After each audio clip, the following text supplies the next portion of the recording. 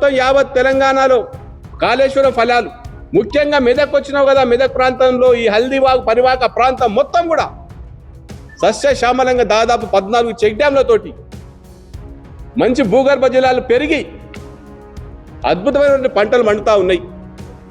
ఆ సోయి మరిచి కాళేశ్వరం మీద అవాకులు చవాకులు మాట్లాడతారు. ఇక్కడ హరీష్ రావు గారి అభివృద్ధి గురించి మాట్లాడుతూ, హరీష్ రావు గారికి ఏదో 400 ఎకరాలు ఉన్నది, మన రెడ్డిపల్లి చిప్పలతుర్తి అనేదో మాట్లాడేది.